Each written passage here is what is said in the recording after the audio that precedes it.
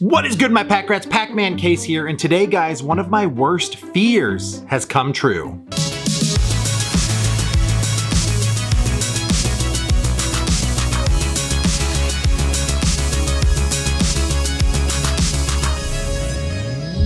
So I literally just set the camera up 10 minutes ago because this hit my mind.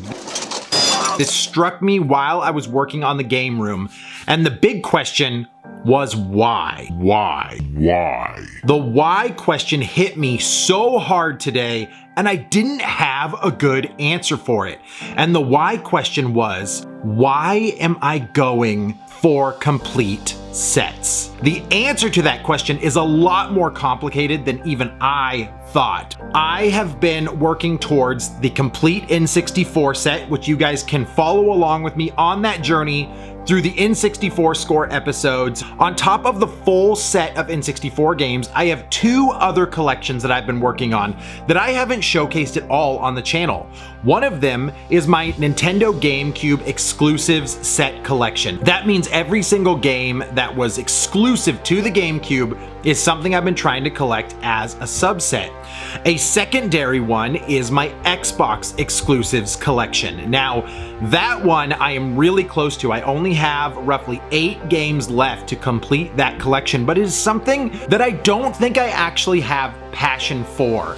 For some reason down the line of collecting, I ended up getting this bug that this is some project, some goal that I could possibly have that would be fun to collect for. One thing about collecting is we fall in love with the hunt. And when we fall in love with the hunt, we kind of want to give ourselves a goal or a reason why we're out hunting in the first place, aside from the general, we love video games. And I think that we try to fill that void sometimes with things like subset collections. Now, various collectors collect for different reasons, but today, I sat down to organize a new wall that I'm working on in the retro game room for handheld games only. Many of my handheld stuff was up above my wet bar, kind of in cabinets. I couldn't see it, I didn't look at it most of the time, and to be honest, sometimes I forgot it was there. So what I wanted to do was showcase it in my retro room on a wall.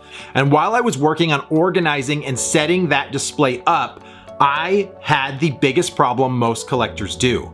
I ran out of space. But the reason I ran out of space is silly to me. The why jumped into my head. Why do I have all of these Xbox games? Truthfully, there was no passion behind it.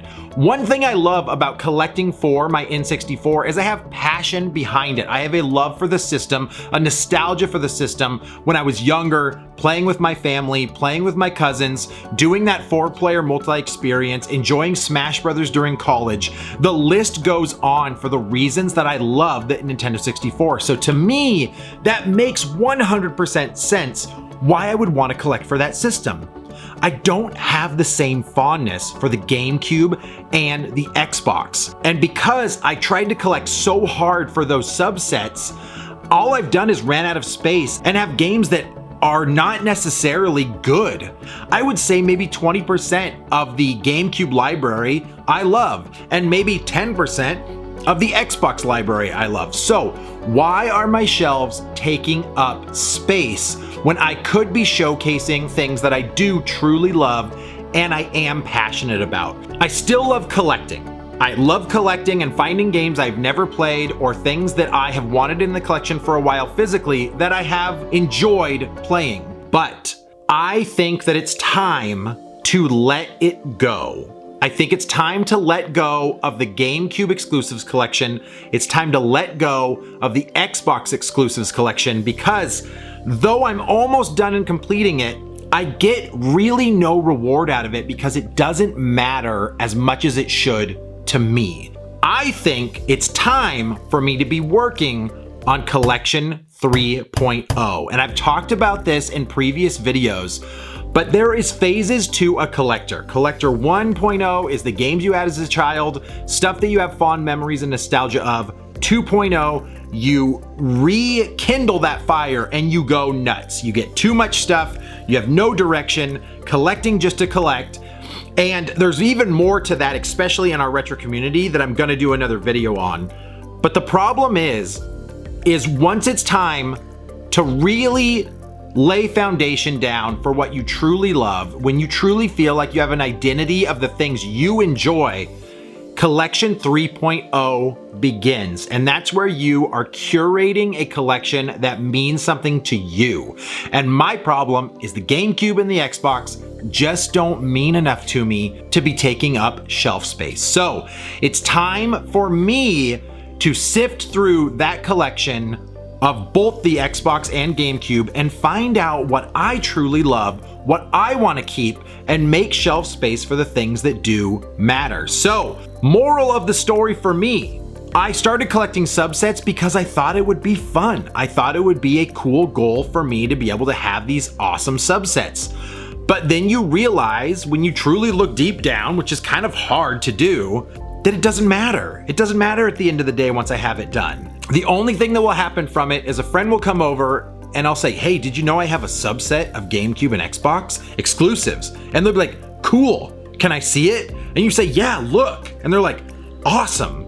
Now what do we do? Well, guess what? We play our favorite games. We're not gonna play the subset. No one's gonna care. I'm not gonna care. And I just run into this crazy notion that this is something that needed to happen when it really didn't. So today, my epiphany, which happens probably in many collectors' journeys, it doesn't matter the size of the collection, it matters how you use it.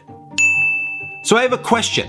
Why are you collecting what you collect? Because I know that there's some stuff around on my wall in my game room that, though it's cool and it's retro, it might not mean that much to me. And I know you guys probably deal with the same thing. So I got a couple things coming out of this video for myself mentally, is paring down the collection to things again that I only love, working on Collection 3.0, letting go of a project that I self-made in my head of the GameCube exclusives and Xbox exclusives, and getting down to brass tacks, my friends, putting things on that shelf and in the collection that I truly love. If you guys have dealt with the same thing, hit me up in the comments below. Let me know your thoughts. Again, I popped this camera up because I wanted to talk about this. It hit me and I'm like, I need to talk to my retro community. I need to ask those of you that have dealt with the same situation kind of where your guys' head is at on it. So if you guys like my silly content, you like what I got going on, hit the subscribe button, and I will catch you guys on the next video.